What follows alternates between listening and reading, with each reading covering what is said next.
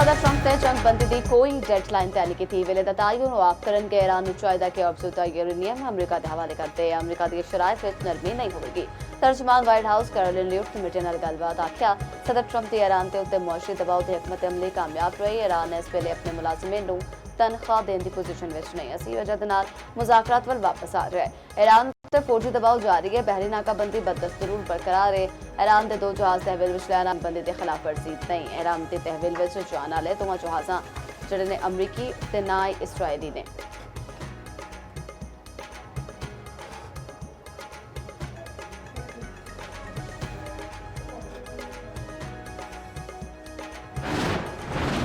जंगबंदी या मुज़ाकरात ले वेले दी कोई पाबंदी नहीं। 3 तो 5 दिहाड़ियां दी मोहलत दियां खबरां झूठियां ने। अमरीकी सदर डोनाल्ड ट्रंप ते फोकस न्यूज़ नाल गलबात आख्या ईरान नाल मुज़ाकरात ते कोई नवी तारीख तय नहीं। लोग आखते हैं कि मिड टर्म इलैक्शन की वजह नाल मामला खत्म करना चाहते हैं, यह सच नहीं। इस तो पहला ट्रंप ने आख्या सी ईरान दे नाल मुज़ाकरात दा दूजा दौर जुम्मे नूं हो सकता है।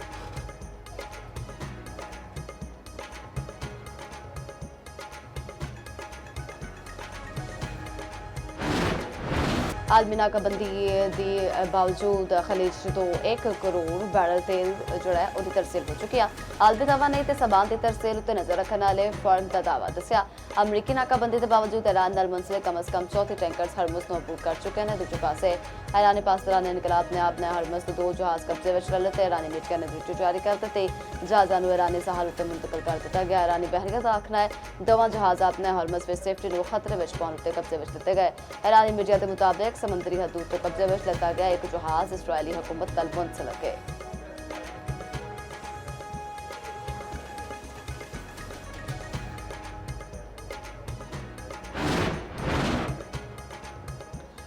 ईरान जंग के नाल ट्रंप इंतजामिया में इख्तलाफात शदीद। आर्मी चीफ के बाद आर्मी नेवी के सैकटरी भी अहदे तो बरतरफ। पेंटागन की सैकटरी जॉन सी फैलन तो इस्तीफा लैने की तस्दीक। हांगकांग को कायम मुकाम सैकटरी ऑफ नेवी मुकर्रर कर दिता गया। गैर मुल्की मीडिया के मुताबिक जॉन फैलन ते वज़ीर जंग के विच कई महीनों तो इख्तलाफात चल रहे सन।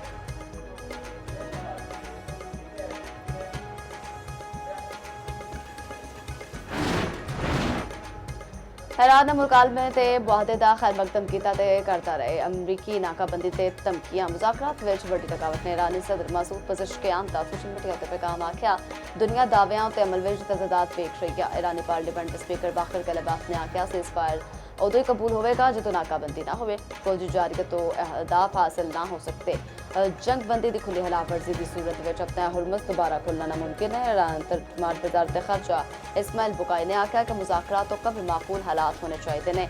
जंगबंदी लिए पाकिस्तान की सालिसी की कोशिशों सराहने। ईरान अपने कौमी मफादात की सलामती मद्देनजर रखते हुए फैसला करेगा।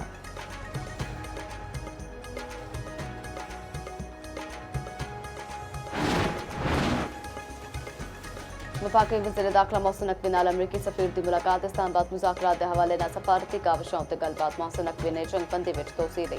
अमरीकी सदर के इकदाम नूं सराहया। तनाज़ा देर बहाल दी सफारती चैनल की तसलसल की जरूरत उत्ते जोर। मोहसिन नकवी ने आख्या वज़ीर आज़म ते फील्ड मार्शल मसले के पुरअमन हल दे लई भरपूर कोशिशां कर रहे हैं। ईरान वालों भी मस्बत पेशरफ्त की उम्मीद है।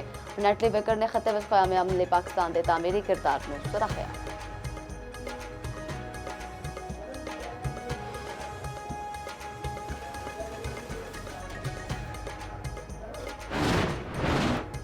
जंग के बावजूद ईरान की अस्करी सलाहियत महफूज। अमरीकी टीवी का दावा कि पासदारान इनकलाब के कोल 60% बहरी असलहा ते स्पीडो बूट्स मौजूद ने।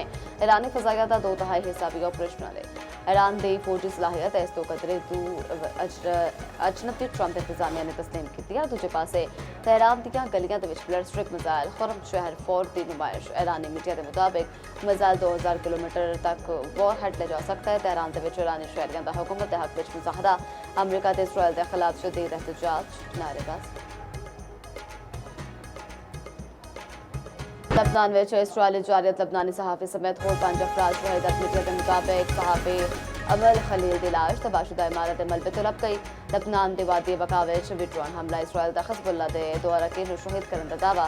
लबनान के कस्बे अल ख़याम समेत मुख्तलिफ इलाकों में बमबारी। दूजे पासे इसराइल ते लबनान के दरमियान अज वाशिंगटन में मुज़ाकरात का एक होर दौर। खबर एजेंसी के मुताबिक हिज़्बुल्लाह मुमकिन तौर पर अमरीकी सालिस कबूल कर सकती है।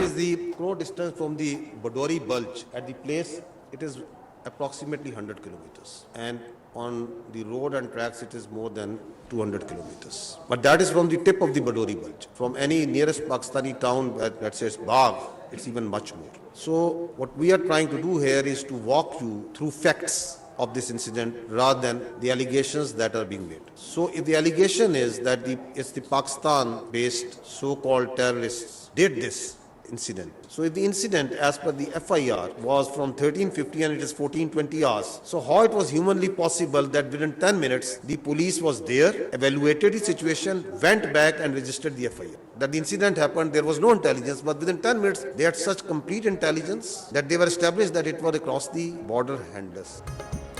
पहलगाम फॉल्स फ्लैग ऑपरेशन 1 साल बाद भी भारत ले सवालिया निशान थे। GISPR के सवालात ते खदशा तक कोई जवाब न दिता गया।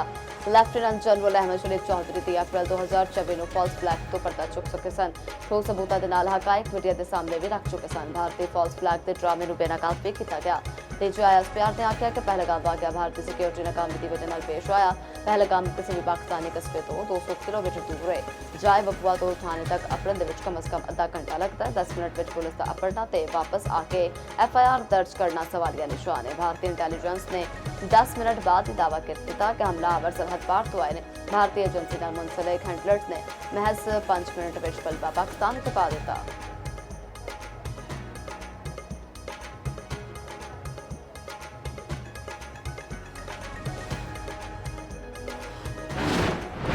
पाकिस्तान के दिफाई ते जवाबी कार्रवाइयों में वाजे बरतरी भारत को अस्करी मैदान में इबरतनाक शिकस्त। पाक ने जदीद जंगी तैयारियों के जरिए दुश्मन के अहम अहदाफ को कामयाबी नाल निशाना बनाया। JNC ते JF-17 थंडर तैयारियों ने भारतीय फजाई हदूद में अहदाफ को निशाना बनाया।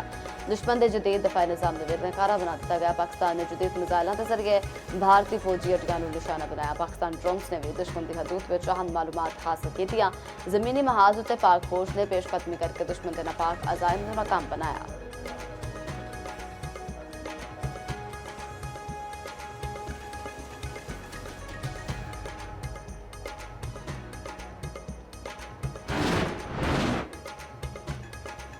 पहलगाम फॉल्स फ्लैग के बाद मुसलमानों उत्ते जाली अकाउंटेंट्स की भारतीय शर्मनाक तारीख ओल्ड प्ले बुक के मुताबिक भारत में फॉल्स फ्लैग ऑपरेशन तारीख का 1 से आबाद गोदी मीडिया के जरिए मुसलमानों के खिलाफ बयानियां फरोख्त किया जाता है।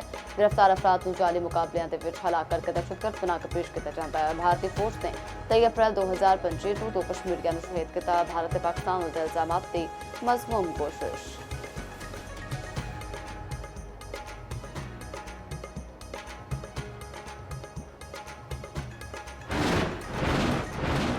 इस्लामाबाद में सिक्योरिटी के सख्त इंतजाम, कई अहम शाहराह बंद, रेड जोन मुकम्मल से सरीना वालों जान वाली श्रीनगर हाईवे 0 पॉइंट तो बंद। रावलपिंडी इस्लामाबाद के दरमियान मेट्रो बस सर्विस भी मुअत्तल। फैजाबाद से कराची कंपनी के लाड़ी अड्डा बदस्तूर बंद। रेड जोन के सरकारी दफातर के अज वर्क फ्रॉम होम। वफाकी आईनी अदालत इस्लामाबाद हाई कोर्ट भी बंद।